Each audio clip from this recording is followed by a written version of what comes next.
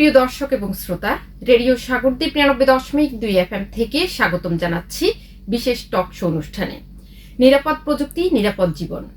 এই অনুষ্ঠানের ১৮তম পর্বে আজকে মোবাইল ব্যাংকিং প্রতারণা থেকে সুরক্ষিত থাকার কৌশল সম্পর্কে আমরা জানব। আমাদের আজকের এই অনুষ্ঠানে উপস্থিত আছেন মোহাম্মদ মহিমুল মাওলা, MFS প্রতিনিধি।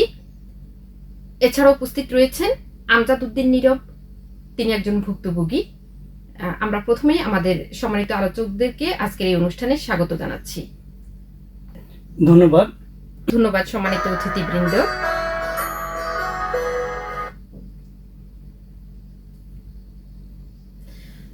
দর্শক, নিরাপদ প্রযুক্তি নিরাপদ জীবন অনুষ্ঠানটি অনলাইনে শুনতে ভিজিট করুন রেডিও সাগরদ্বীপ ৯৯.২ FM এর ফেসবুক পেজে।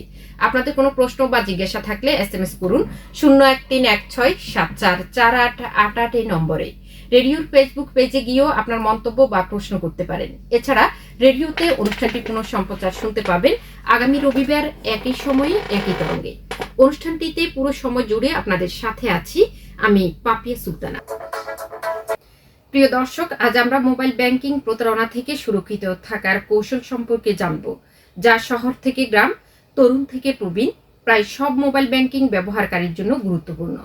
মোবাইল ফিনান্সিয়াল সার্ভিস বা MFS আমাদের জীবনে সহজ করেছে, কিন্তু প্রতারকেরাও মানুষের ভয়, লোভ, তাড়াহুড়া এবং প্রযুক্তি সম্পর্কে সীমিত ধারণাকে কাজে লাগিয়ে নতুন নতুন ফাঁদ তৈরি করছে। আজকে আলোচনায় আমাদের সঙ্গে রয়েছেন সম্মানিত অতিথিবৃন্দ। আমরা প্রথমেই আমাদের সম্মানিত অতিথি, তিনি হচ্ছেন মোহাম্মদ আমজাদ উদ্দিন নীরব, তিনি একজন ভুক্তভোগী, তার কাছে চলে যাচ্ছি। সম্মানিত অতিথি, তিনি কিছুদিন আগে মোবাইল ব্যাংকিং প্রতারণার শিকার হয়েছিলেন।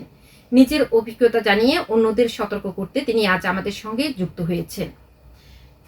আমাদেরকে তার নিজস্ব মতামত দিয়ে আমাদেরকে সহযোগিতা করবেন। ধন্যবাদ। আমার অভিজ্ঞতা থেকে কেউ একজন সতর্ক হলে আমি মনে করব আজকের আলোচনায় আসা আমার জন্য সার্থক।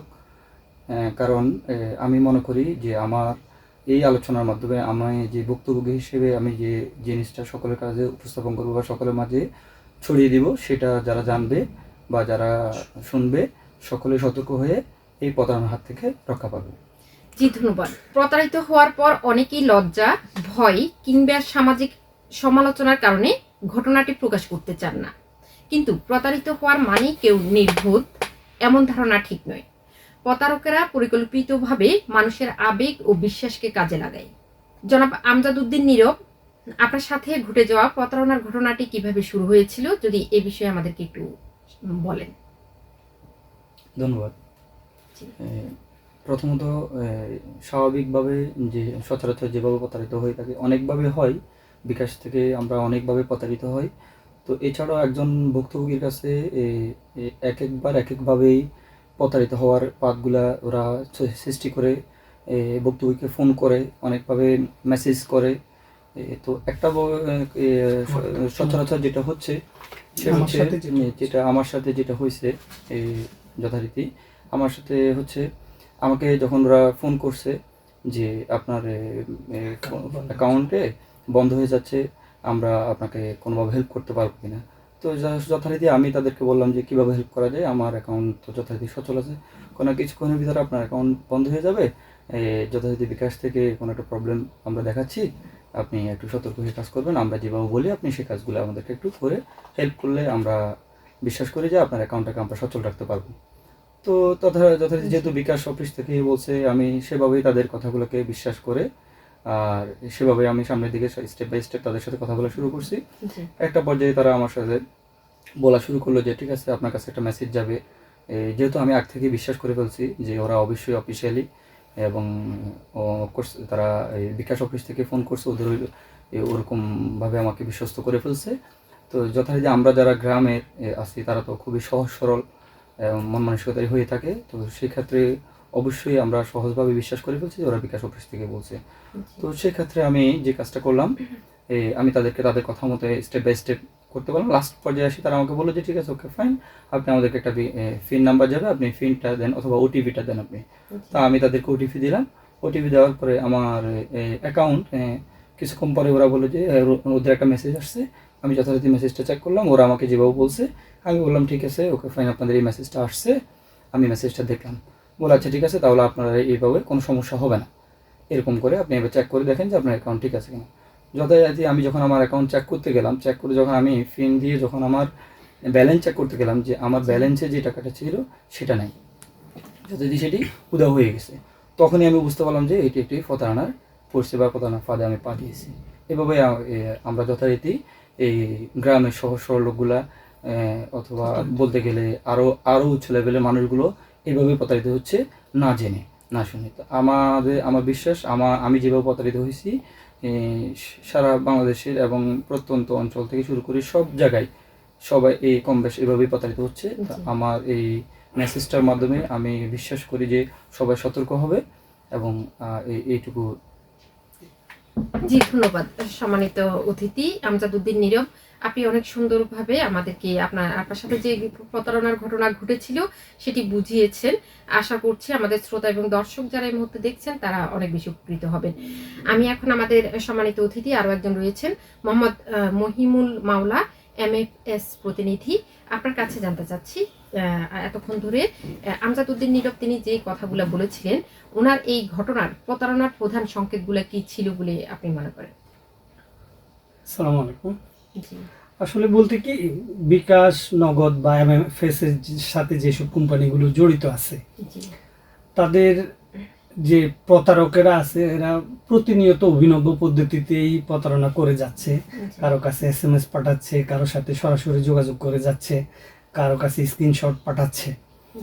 তো আমজাদউদ্দিন নীরবের সাথে যেটা হয়েছিল সেটা প্রায় হয়ে থাকে যে ওরা সরাসরি ফোন দেয় যে আপনার ফোনে ভুলবশত টাকা আসছে বা আপনার অ্যাকাউন্টটা তথ্য হালনাগাদ করতে হবে, এই মুহূর্তে বন্ধ হয়ে যাচ্ছে, আপনি লটারি পেয়েছেন, অ্যাকাউন্টের KYC হালনাগাদ করতে হবে, বা আত্মীয় স্বজনের পরিচয় দিয়েও এইভাবে ফোন দেয়।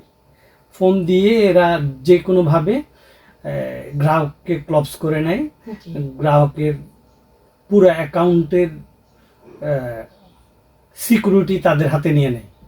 এইভাবেই তারা প্রতিনিয়ত হ্যাকিং করে থাকে বা গ্রাহক প্রতারণার শিকার হচ্ছে। এটার জন্য আসলে প্রকৃতপক্ষে গ্রাহকেই দায়ী। গ্রাহক আরো বেশি সতর্ক হতে হবে, অনেক কিছু জানতে হবে, অনেক কিছু জানতে হবে। আর বিশেষ করে গ্রামের আমাদের যেসব লোকজন MFS ব্যবহার করে যাচ্ছে তাদের আরো অনেক বুঝার দরকার, আরো জ্ঞান থাকা দরকার। তারা ন্যূনতম বিকাশের টাকা উত্তোলন, নগদের টাকা উত্তোলন বা রকেটের টাকা উত্তোলন করতে গিয়েও তারা নিজের ফিনটা নিজেরা ব্যবহার করতে পারে না। বিশেষ করে এইসব দিকগুলোতে তাদের আরো সচেতনতার দরকার আছে। ধন্যবাদ সম্মানিত অতিথি, অনেক গুরুত্বপূর্ণ উত্তর বা তথ্য আপনি দিয়েছেন, অনেক ধন্যবাদ। এবারে আপনার কাছে আসলে জানতে চাচ্ছি, কেউ ফোনে আমার নাম, এলাকার নাম কিংবা সাম্প্রতিক লেনদেনে কিছু তথ্য বলতে পারলে কি আমরা ধরে নিব সে আসল কর্মকর্তা? না, এটা কোনোভাবেই সম্ভব না, কারণ একজন গ্রাহকের কিছু তথ্য তারা অনলাইন থেকে কোনোভাবেই নিতে পারে। সে বলেই যে কিছু তথ্য দিয়ে গ্রাহকের সবকিছু ও জানলো এই বলে যে কোম্পানির ঊর্ধ্বতন কর্মকর্তা বা কিছু, এটা কোনোভাবেই মেনে নেওয়া যাবে না। এইরকম তথ্য দিলেই সাথে সাথে সন্দেহ মনে করে কল কেটে দিতে হবে। কেননা সরাসরি যদি এইসব MFS কোম্পানি ফোন দেয়, ওদের নির্দিষ্ট একটা নাম্বার থেকে ফোন দিয়ে থাকে, এরা এরকম এলোপাতাড়ি কল দেয় না। আর এটা কোনোভাবে ইয়ে করা যাবে না, সন্দেহ করেই কেটে দিতে হবে, ওদের সাথে কথাও বলা যাবে না বেশি। জি, ধন্যবাদ। এবারে জানতে চাচ্ছি শ্রোতাদের সুবিধার জন্য, এবার আপনি যদি আমাদেরকে একটু বলেন সাধারণত কি কি কথা বলে প্রতারক যারা তারা ফাঁদ তৈরি করে এবং কয়েকটি প্রচলিত কৌশলের উদাহরণ যদি একটু বলেন। আসলে প্রতারক অভিনব পদ্ধতিতেই প্রতারণা করে থাকে। বিশেষ করে ভুলে টাকা চলে গেছে আপনার নাম্বারে, বা আপনি লটারি পেয়েছেন, পুরস্কার পেয়েছেন, আপনার অ্যাকাউন্ট বন্ধ হয়ে যাচ্ছে, আত্মীয় স্বজনের পরিচয় দিয়ে বা ভুয়া এজেন্ট সেজে ভুয়া লিঙ্ক বা অ্যাপের থেকে কিছু স্ক্রিনশট পাঠিয়ে এভাবেই ওরা বিশেষ করে প্রতারণা করে। এইসব নিয়মেই ওরা প্রতারণা জি। করে। জি, ধন্যবাদ। আপনি কয়েকটা প্রতারণার কৌশল আমাদেরকে বলেছেন। যদি এবার আমাদেরকে একটু বলেন, ভুল করে টাকা পাঠানোর গল্প, এ ধরনের ফোন এলে আমাদের কি করতে হবে? বিশেষ করে প্রতারক আপনাকে তাড়াহুড়ো করেই কোনোভাবে আপনাকে ওর প্রতি দুর্বলতা নিয়ে আসতে হবে। এই হিসাবে এরা বিশেষ কায়দা হচ্ছে যে আপনার নাম্বারে আমার ভুলবশত 20,000 টাকা চলে আসছে, 10,000 টাকা চলে আসছে, এটা আমার অসুস্থ মায়ের জন্য, বাবার জন্য, জি, জি। আপনি যদি তাড়াহুড়ো করে আমার টাকাটা দিয়ে দেন, আপনাকে একটা ওরা বানোয়াটি SMS পাঠাই দিবে। জি, ওই বানোয়াটি SMS এর মাধ্যমে আপনি দেখে ফেললেন বা আপনি আপনার ব্যালেন্স চেক করলেন না, জি। চেক না করেই আপনি ওর প্রতি আশ্বস্ত হয়ে গেলেন, তখন আপনি ওর কাছে ও একটা নাম্বার দিয়ে দেয়, আপনি টাকা পাঠিয়ে দেন, এরপরে দেখেন যে আপনার মূল ব্যালেন্স থেকে টাকা চলে গেছে, আপনার ব্যালেন্সে কোনো টাকা নেই। টাকা এই নেই। টাইপের হয়ে থাকে। জি, এবার যদি আমাদেরকে আরো একটু বলেন যে পুরস্কার বা লটারির প্রলোভন অর্থাৎ পুরস্কার পেতে আগে টাকা পাঠাতে বললে সন্দেহ করতে হবে আমাদেরকে? হ্যাঁ, নিঃসন্দেহে সন্দেহ করতে হবে। জি। কারণ হচ্ছে যে এরকম কোনো কোম্পানি নেই আপনাকে এরা পুরস্কারে পুরস্কৃত করে। জি, এইরকম কোনোভাবেই কোনো কোম্পানি এই টাইপের করে না, আর এইটা কখনো করা যাবে না। জি। এটা সন্দেহ হিসাবে আপনাকে অ্যাভয়েড করতে হবে। আপলোড করতে হবে। ধন্যবাদ। আর একটি প্রতারণার কৌশল হলো আত্মীয় বা পরিচিত ব্যক্তির কথা আমাদেরকে অনেক সময় বলে বা ছদ্মবেশ ধরেন ওনারা। এক্ষেত্রে আমরা কিভাবে সহজেই যাচাই করতে পারি? এরকম আসলে অন্য কার কথা কি বলবো, আমি নিজেও এরকম আত্মীয়তার প্রতারণায় পড়ছি। জি। যে ফোন দিয়েছিল যে আমি অমুক বলছিলাম আমি হসপিটালে আসছি, জি, আমার এই মুহূর্তে কিছু টাকা লাগবে, আমার তো ব্যাংক অ্যাকাউন্ট টাকা উত্তোলন করতে পারতেছি না, জি, বিকাশে তাড়াহুড়ো করে আমি অপারেশন থিয়েটারে ঢুকে যাব, আমাকে 10,000 টাকা দিয়ে দিলে আমি কালকে দিয়ে দেবো। জি, কে বলছেন? আমি অমুক বলছি, আপনার স্বাস্থ্য ভাই জ্যাঠু ভাই, এরকম দীর্ঘদিন হয়তো যোগাযোগ হয় না বা এসে এরকম একটা নাম বলে এরা আত্মীয়তার পরিচয় দিয়ে ফোন দেয়, টাকা চাইয়ে নেয়, জি। এরকম হয়ে জি, থাকে বিশেষ করে। ধন্যবাদ সম্মানিত অতিথি। দীর্ঘ দিনের MFS এর সাথে থাকাতেও অনেক অভিজ্ঞতার সম্মুখীন আমি নিজে। জি, তার মধ্যে আসলে যে শুধু না জানা লোক হ্যাকিং এর পাল্লায় পড়ে এরকম না, প্রতারকের পাল্লায় আমরা যারা আছি আমরাও পড়ছি। আমাদের অভিজ্ঞতা থাকা সত্ত্বেও আমরা বিভিন্ন সময় হ্যাকারের পাল্লায় পড়ছি। কোনো এক সময় আমি নিজেও এরকম একটা হ্যাকিং এর পাল্লায় পড়ছি যে ফোন দিছে যে আমি অমুক বলছি তমুক বলছি, আপনার অ্যাকাউন্টটা বন্ধ হয়ে যাচ্ছে, এই মুহূর্তে কী করার। তো আমি এমনভাবে স্বাভাবিকভাবে বলছি যে আমার অ্যাকাউন্ট আসলে বন্ধ হবে না, আর আপনি এটা বললেও মনে হয় তেমন একটা সুবিধা করতে পারবেন না, আমার খুব জানা আছে। হে আমাকে স্বাভাবিকভাবে বলে যে ভাই আপনার কথাটা ভালো লাগছে, আমি আপনার সাথে ব্যবসা করতে চাই। কি করতে হবে ব্যবসা? যে আপনি যেসব নাম্বারগুলোতে টাকা পাঠাচ্ছেন আপনি আমাকে ওইসব নাম্বারগুলো দিতে হবে।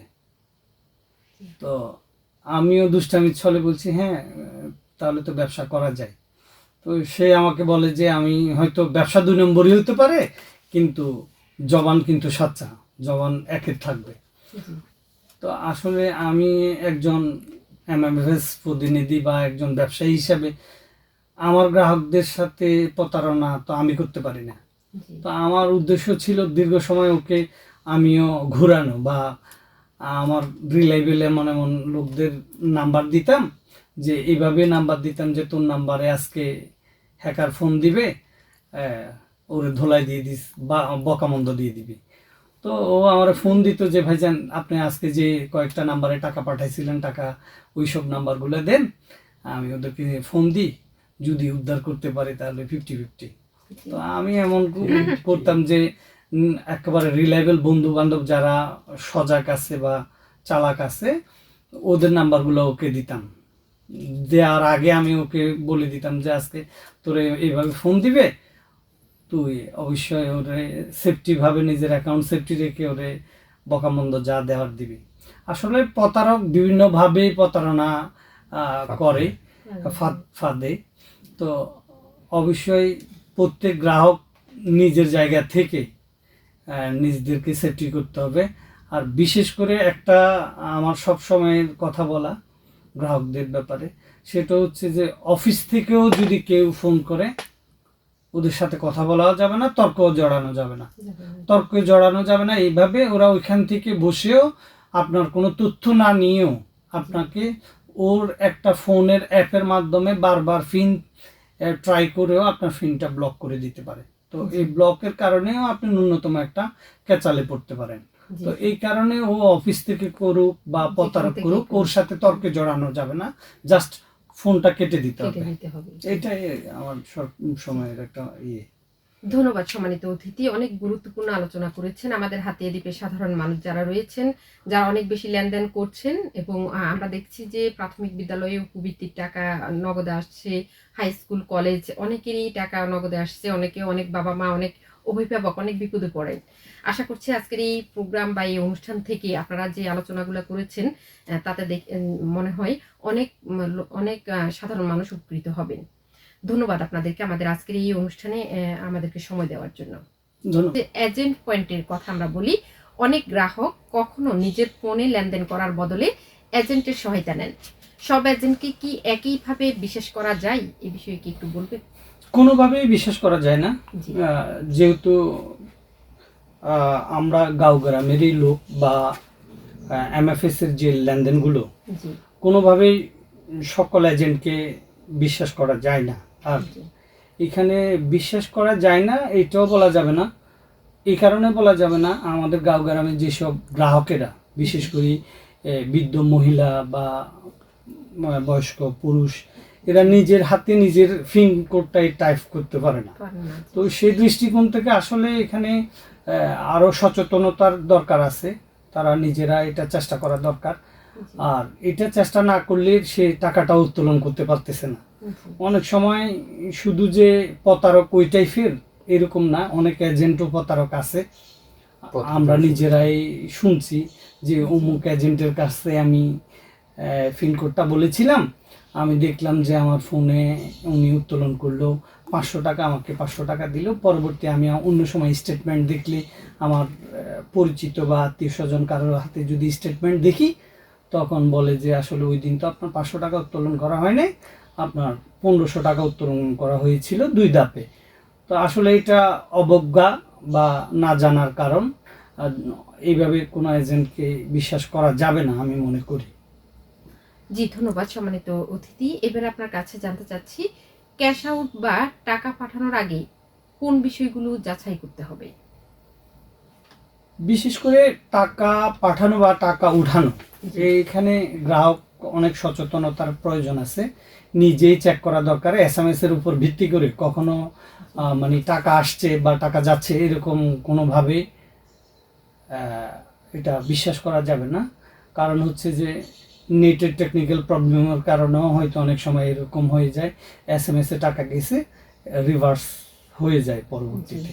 এমনকি গ্রাহক, বিশেষ করে এজেন্ট থেকে যেসব টাকাগুলো আসে, আমরা ওই এসএমএস এর ভিত্তিতে টাকা আসছে এটা বলা যাবে না, ব্যালেন্স চেক করতে হবে। 100% ব্যালেন্স চেক করে সিউরিটি নিতে হবে যে আমার টাকা আসছে বা টাকা গেছে। ধন্যবাদ সম্মানিত অতিথি। প্রিয় দর্শক, আপনারা শুনছেন প্রযুক্তির সহায়তায় সংগঠিত জেন্ডার ভিত্তিক সহিংসতা বা টিএফজিবিভি প্রতিরোধ বিষয়ক ধারাবাহিক অনুষ্ঠান নিরাপদ প্রযুক্তি নিরাপদ জীবন। আজ শুনছেন অনুষ্ঠানটির 18তম পর্ব। এবারে প্রশ্ন আমাদের সম্মানিত অতিথি, ভুক্তভোগী যিনি রয়েছেন, ওনার কাছে, আপনি এখন কিভাবে ক্যাশ আউট বা টাকা পাঠানোর আগে কোন বিষয়, মানে কোন কোন বিষয়গুলো এখন আপনি যাচাই করেন, যেহেতু আপনি একবার প্রতারণার শিকার হয়েছিলেন? ক্যাশ আউট, ধন্যবাদ। জি, ক্যাশ আউটের ক্ষেত্রে যথারীতি যে সিস্টেমটাকে আমাদেরকে ফলো করতে হয়, এই ক্যাশ আউটের ব্যাপারটা এরকম যে ধরেন আমি এক্ষেত্রে স্থানীয় একটা ব্যাপার আসলে আমাদের খুব বেশি কাজ করে। আমরা যে অঞ্চলে বসবাস করি বা আমি যেখানকার লোকাল, সেখানে আমি রেগুলার কোন দোকানটাকে আমি চয়েস করি এবং ওই দোকানদারকে আমার কতটুকু বিশ্বস্ত মনে হচ্ছে, ওনার লেনদেনগুলো কতটুকু স্বচ্ছ এবং যথারীতি এটি একটি ছোটোখাটো ব্যাংক বলা চলে। অফকোর্স ব্যাংকের চেয়েও অনেক বেশি বেটার, কারণ আমি দেখি ব্যক্তিগতভাবে আমার সামনে যে অতিথি হিসেবে যিনি আছেন, উনি যথারীতি একটা ভালো ব্যাংকের চেয়েও ভালো লেনদেন করে এখানে। তো সেই ক্ষেত্রে আমরা যে জিনিসটাকে সবচেয়ে বেশি প্রাধান্য দিই, যে ওই দোকানদারের সবচেয়ে বেশি ইম্পর্টেন্ট, যেটাকে আমরা বেশি ক্যাজুয়ালি করি, মানে বিশ্বাস করে ফেলি, যে ওনার লেনদেনটা কত স্বচ্ছ। তো লেনদেনটা যদি একেবারেই স্বচ্ছ হয়ে থাকে এবং উনি সবসময় যখন আমাদের সাথে এই বিভিন্ন কাস্টমারের সাথে যখন লেনদেনগুলোকে ক্লিয়ার রাখে, তখন আমরা ওই দোকানে স্বাভাবিকত অর্থে ক্যাশ আউট করি। এবং ক্যাশ আউট করার ক্ষেত্রে আমরা একটা জিনিস সবচেয়ে বেশি ইম্পর্টেন্ট দেখি, যে আমি নিজেও দেখি মাঝে মাঝে অনেক কাস্টমারকে, যে আপনি নিজ হাতে ক্যাশ আউট করবেন। ক্যাশ আউট বা মানে পিন কোডটা, অ্যাকচুয়ালি এটাই আমি বলতে চাচ্ছি, যে আপনি ক্যাশ আউটটা নিজ হাতে করবেন মানে শুরু থেকে। এখন তো আসলে আপনি ফোন যখন স্মার্টফোন যখন ইউজ করবেন, আপনাকে অবশ্যই আপনি অনেক কিছুই জানেন। আমাদের ছোট থেকে বয়োজ্যেষ্ঠ সবাই আমাদের এই ফোন সম্পর্কে এখন জানে। তো আপনি যখন আপনার টাকা আপনি যখন ক্যাশ আউট করবেন, আপনি কেন দোকানদারকে দিবেন? আপনি সেই জিনিসটা করতে পারবেন না। আপনাকে নিজ হাতে পিন কোড থেকে একেবারে শুরু থেকে স্টেপ বাই স্টেপ আপনি ক্যাশ আউটে গেলেন, এরপর কত নম্বরে যেতে হবে, এভাবে করে আপনাকে পিন কোডটা পর্যন্ত দিতে হবে। যদি আপনি পিন কোডটা যদি আপনি ওই দোকানদারকে যদি দিতে দেন, তাহলে কিছুক্ষণ আগে যে আমার যেটা বলছে সেরকমই আপনি বিপদগ্রস্ত হতে পারেন। আপনার পিন কোড উনি হয়তো ওনার কাছে একটু অসাধু মনে করে উনি রেখে দিত, আপনি কিভাবে ওনাকে বিশ্বাস করতে পারেন? সো আপনাকে সবচেয়ে বেশি ইম্পর্টেন্ট যে জিনিসটা ক্যাশ আউটের ক্ষেত্রে, অবশ্যই আপনি আপনার পিন কোডটা নিজ হাতে দেবেন। এবং সেক্ষেত্রে আপনি নিজে ক্যাশ আউট করলেন, আপনি নিজে নিশ্চিত হলেন আপনার কত টাকা ক্যাশ আউট হয়েছে এবং কত টাকা আপনার মূল ব্যালেন্সে রয়ে গেছে। ধন্যবাদ সম্মানিত অতিথি আমজাদ উদ্দিন নীরব, আপনি অনেক গুরুত্বপূর্ণ তথ্য দিয়েছেন। আমরা এবার আমাদের সম্মানিত অতিথি মোহাম্মদ মহিমুল মাওলা MFS প্রতিনিধি, আপনার কাছে আবারও ফিরে যাচ্ছি। এতক্ষণ ধরে আমজাদ উদ্দিন নীরব তিনি অনেক গুরুত্বপূর্ণ কথা বলছেন, যে আমাদেরকে অবশ্যই যাচাই বাছাই করে নিতে হবে এবং আমাদের ক্ষতি এড়ানোর জন্য পিন কোড নিজেরাই সেট করতে হবে, বা যে প্রক্রিয়াগুলো রয়েছে সেগুলো যাতে নিজেরাই মানে মোবাইলে যাতে সেট করে কাউকে যাতে বিশ্বাস না, হ্যাঁ নিজ হাতে যাতে করে। তো এই বিষয়গুলা উনি বলেছেন। আপনি যদি আপনার জায়গা থেকে একটু বলেন, অনেকেই পিন ও ওটিপির পার্থক্য ঠিকভাবে বুঝেন না, সহজ ভাষায় বিষয়টি যদি ব্যাখ্যা করেন। বিশেষ করে বাটন ফোনে যারা লেনদেন করে তাদের জন্য পিনের বিষয় বা অ্যাপসে লেনদেনের বিষয়ে একটা তারতম্য থাকে। অ্যাপসের বিষয়ে ওটিপিটা আপনার ফোনের যে সিকিউরিটিটা ওটা হরণ হয়ে যাওয়া। তো পিন হচ্ছে যে আপনার নির্দিষ্ট একটা সিকিউরিটি, আর অ্যাপ এর যে ওটিপিটা হচ্ছে যে আপনার অন্য কেউ আপনার অ্যাকাউন্ট সচল রাখার একটা পদ্ধতি, বা নিজের কাছেও এই প্রক্রিয়া আছে, বা প্রতারক বিশেষ করে ওটিপিটা ইউজ করে আপনাকে প্রতারিত করে। বিশেষ করে পিন এবং ওটিপি দুটো অনেক গুরুত্বপূর্ণ এবং কারো কাছে কোনোভাবে শেয়ার করা উচিত না বলে আমি মনে করি। যদি কোনোভাবে শেয়ার করতে চান তাহলে আপনার অ্যাকাউন্টের যে সেফটি সেটা আর আপনার হাতে থাকলো না, এমনই। জি ধন্যবাদ সম্মানিত অতিথি। এবারে জানতে চাচ্ছি সহজ পিন, যেমন অনেকে 1 2 3 4 5 তারপর 1111 এরকম বা জন্মসাল ব্যবহার করেন, এই ধরনের পিন কি ব্যবহার করা উচিত? কোনোভাবেই এই টাইপের পিন ব্যবহার করা উচিত না, অনেকটা ব্যতিক্রম পিন ব্যবহার করা উচিত। কেননা সচরাচর যেসব পিনগুলা সবাই ব্যবহার করে, কমন পিনগুলা ব্যবহার করতে গেলে অনেক ঝামেলার সম্মুখীন হতে হয়। যেমন আপনি কোনো দোকানে ফোনটা চার্জে দিয়ে গেলেন, ওই দোকানদার কোনোভাবে অসাধু হলে আপনার ফোনটা ধরে হয়তো একবার সহজ পিনটা ব্যবহার করে 1 2 3 4 5 এমন, বা জন্মসাল বা সাল এরকম ব্যবহার করে আপনাকে চেষ্টা করতে পারে। আর বিশেষ করে আমার ব্যক্তিগত অভিজ্ঞতা থেকে যে কাজটা কোনোভাবেই করা যাবে না, পিন কোড কোনোভাবেই মোবাইলে সেভ করা যাবে না। মোবাইলে কোনোভাবে পিন কোডটা এই কারণে সেভ করা যাবে না, আপনার ফোন যখন হারিয়ে যাবে, প্রতারক হোক অসাধু লোক হোক, এরা যখন ফোনটা আগে পাবে তখন ওরা আপনার ফোন বুকে ঢুকে আপনার এটা পিন কোড বলে কোনো কিছু সেভ আছে কিনা এটা ওরা চেক করে ফেলবে। যদি কোনোভাবে পেয়ে যায় তাহলে তো আপনার টাকাটা বিকাশ হোক, নগদ হোক, রকেট হোক, MFS থেকে আপনার টাকাটা হেরে যাবে। জি ধন্যবাদ। আপনার কাছে জানতে চাচ্ছি এবারে একই পিন দীর্ঘদিন ব্যবহার করা যাবে কিনা? কোনোভাবেই দীর্ঘদিন ব্যবহার করা উচিত না, কারণ পিন যেভাবে হোক ব্যবহার করতে গিয়ে অনেক সময় দোকানদার হোক, বন্ধু বান্ধব হোক বা প্রতারক হোক আপনাকে ফলো যদি করে থাকে, যে কোনো সময় আপনার ফিন জানলো ফোন হাতে পেলো না, কাজ করতে পারছে না। এই জন্য আপনাকে সব সময় 1 মাস 10 দিন 15 দিন 20 দিন এইভাবে পরে পরে আপনি পিন কোডটা চেঞ্জ করে রাখা অনেক বেটার। ধন্যবাদ, অনেক গুরুত্বপূর্ণ আলোচনা আপনি করছেন। আরো একটি বিষয় জানার ছিল, সেটি হচ্ছে যে সতর্ক থাকার পরও কেউ যদি প্রতারণার শিকার হন তাহলে জরুরি ভিত্তিতে কি করবেন, কি করণীয় রয়েছে? সতর্কতা থাকার পরও যদি কোনোভাবে আপনি হ্যাকারের সম্মুখীন হন বা প্রতারণার সম্মুখীন হন, আপনি পিন কোড চেঞ্জ করার পরও আপনার ওই অ্যাকাউন্টের ঝুঁকি থেকে যায়। না হয় আপনি দীর্ঘদিন ওই অ্যাকাউন্টে লেনদেন করবেন না, বা আপনাকে এই অ্যাকাউন্ট বন্ধ রেখে নতুন একটা অ্যাকাউন্ট খোলাটা আমি 100% সেফটি মনে করি। কোনোভাবে আপনার সতর্কতা থাকার পরেও ওই অ্যাকাউন্ট থেকে যদি টাকা উধাও হয়ে যায়, আপনি ওই অ্যাকাউন্ট কোনোভাবেই ব্যবহার করা উচিত হবে না। বিশেষ করে আপনার জানা শর্তে বা অজ্ঞাতভাবে যদি কোনোভাবে হ্যাকিং হয়ে যায় বা টাকা উধাও হয়ে গেল, সাথে সাথে প্রথম হটলাইনে ফোন দিতে হবে। হটলাইনে ফোন দেওয়ার পর আপনার যদি ওই অ্যাকাউন্টে, যে অ্যাকাউন্টে আপনার টাকা চলে গেল আপনার অ্যাকাউন্ট থেকে, আপনি ওই টাকাটা হটলাইনের মাধ্যমে টাকাটা স্থগিত রাখতে হবে বা ওই অ্যাকাউন্টটা জব্দ রাখতে হবে। রেখে আপনাকে অবশ্যই একটা প্রশাসনিকভাবে সহযোগিতা নিতে হবে, থানায় গিয়ে একটা জিডি করতে হবে। জিডি করলে, বিশেষ করে জিডি করার পর বা হটলাইনে স্থগিত রাখা ওই টাকা স্থগিত করার পর যদি জিডি করা হয়, বেশিরভাগ টাকাই পাওয়া যাওয়ার সম্ভাবনা থাকে। বিশেষ করে এই কাজগুলা করা দরকার, যে পিন কোড আপনার জানা সত্ত্বেও যদি কোনোভাবে হ্যাকিং হয়ে যায়, তাহলে পিন কোড সাথে সাথে চেঞ্জ করে ফেলতে হবে। হটলাইনে ফোন দিয়ে উধাওকৃত টাকা আটকাতে হবে এবং থানায় গিয়ে জিডি করে টাকাটা উত্তোলন করার একটা চেষ্টা করতে হবে। জি, আচ্ছা, প্রতারিত টাকাগুলো কি সব সময় ফেরত পাওয়া যায়? প্রতারিত টাকা সব সময় ফেরত পাওয়া যায় না। যেই নাম্বারে টাকাটা চলে যায় ওই নাম্বার থেকে আবার যদি ওই প্রতারক টাকা উত্তোলন করে ফেলে, তাহলে কোনোভাবেই সম্ভব না ওই টাকা পাওয়ার। বাট প্রতারক যেই নাম্বারে টাকাটা নিয়েছিল ওই নাম্বারে থাকা অবস্থায় টাকা কোনোভাবে যদি হটলাইনের মাধ্যমে টাকা আটকানো যায়, তাহলে ওই টাকা পাওয়া যাওয়ার সম্ভাবনা 100% থাকে। তবে যদি ওই প্রতারক ওই অ্যাকাউন্ট থেকে টাকা সরিয়ে ফেলে, তাহলে এটা পাওয়া যাওয়ার সম্ভাবনা একটু নেই। জি, ধন্যবাদ।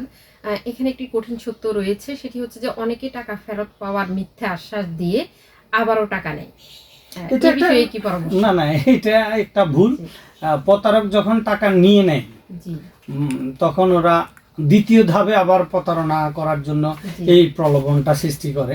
এটা কোনোভাবে করা যাবে না, কেননা প্রতারকের এটা দ্বিতীয় ধাপ বা আরেকটা কৌশল। কোনোভাবে টাকা দেওয়া যাবে না, এই টাকা পাওয়া যাওয়ার কোনোভাবে থাকে না, নিশ্চয়তা থাকে না। সম্মানিত অতিথি, প্রবীণ ব্যক্তি, নতুন ব্যবহারকারী এবং সীমিত পড়াশোনা জানা মানুষের অনেক সময় বেশি ঝুঁকিতে থাকেন। এক্ষেত্রে পরিবার কিভাবে তাদেরকে সহযোগিতা করতে পারে? আসলে এমএফএস ব্যবহারকারীরা বিশেষ করে যে জিনিসটা খুবই দরকার, পিন কোডটা হ্যান্ডেলিং বা এমএফএস সিস্টেমটা হ্যান্ডেলিং করা অনেক বেশি দরকার। প্রবীণ ব্যক্তিরা নিজেরা তো জানেই না, আরও ক্যাচাল হয় বেশি। ফ্যামিলি সদস্যরা আসলে ওনাদেরকে এমএফএস সম্বন্ধে আরও সচেতন করা দরকার। আর কোম্পানি বা ব্যবসায়িক যারা আছে তারা হাতে ধরেই মনে হয় যেন এমএফএস এর টাকা উত্তোলন, চেকিং এগুলো একটু শেখানো প্রয়োজন আছে আমি মনে করি। আর পরিবারের পক্ষ থেকে মুরব্বীদেরকে বা বয়োজ্যেষ্ঠদেরকে এমএফএস এর সিস্টেমটা শেখানো দরকার, পিন কোড ব্যবহার শেখানো দরকার, অনেক বেশি দরকার। জি, ধন্যবাদ সম্মানিত অতিথি, আপনি অনেক গুরুত্বপূর্ণ আলোচনা করেছেন। ধন্যবাদ। প্রিয় দর্শক, আজকের আলোচনার সবচেয়ে গুরুত্বপূর্ণ শিক্ষা হলো ডিজিটাল লেনদেনে প্রযুক্তির পাশাপাশি সচেতন মনও প্রয়োজন। কেউ নিজেকে ব্যাংক কর্মকর্তা, এজেন্ট, পুলিশ, আত্মীয় বা পরিচিত ব্যক্তি দাবি করলে তার কথা বিশ্বাস করবেন না। যাচাই না করে টাকা পাঠানো যাবে না। আর কখনো পিন, ওটিপি বা সিকিউরিটি কোড অন্য কারো সঙ্গে ভাগ করবেন না। গ্রাহকদের খুব পরিকল্পিতভাবে মনে রাখতে হবে। কোনো বৈধ MFS কর্মকর্তা, গ্রাহক সেবার প্রতিনিধি বা এজেন্ট ফোন করে গ্রাহকের পিন, ওটিপি বা সিকিউরিটি কোড জানতে চাইবেন না। প্রিয় শ্রোতা, অনুষ্ঠানের এই পর্যায়ে আপনাদের জন্য রয়েছে একটি কুইজ।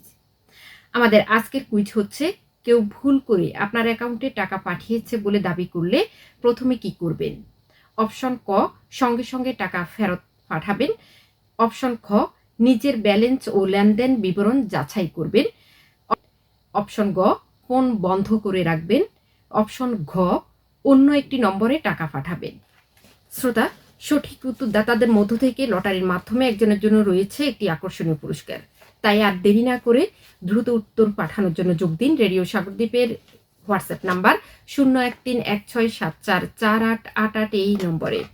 যারা SMS করতে চান তারা মোবাইলের মেসেজ অপশনে গিয়ে টাইপ করুন QUIZ, এরপর একটি স্পেস দিয়ে সঠিক উত্তরের অপশনটি লিখে ঝটপট পাঠিয়ে দিন 0131674488 এই নম্বরে। বন্ধুরা, কথা বলতে বলতে আমরা অনুষ্ঠানের শেষ পর্যায়ে চলে এসেছি। সকলে ভালো থাকুন, সুস্থ থাকুন। পরবর্তী পর্ব শোনার জন্য আমন্ত্রণ রইল। আল্লাহ হাফেজ। অনুষ্ঠানটি প্রচারিত হচ্ছে BNNRC কর্তৃক বাস্তবায়নাধীন strengthening resilience against technology, facilitated gender based violence and promoting digital development প্রকল্পের আওতায়। প্রকল্পটি নাগরিকতা সিভিক এনগেজমেন্ট ফান্ড কর্মসূচির অংশ। এই প্রকল্পে যৌথভাবে অর্থায়ন করেছে সুইজারল্যান্ড, গ্লোবাল অ্যাফেয়ার্স কানাডা ও ইউরোপীয় ইউনিয়ন এবং কারিগরি সহায়তা প্রদান করেছে GFA কনসাল্টিং গ্রুপ।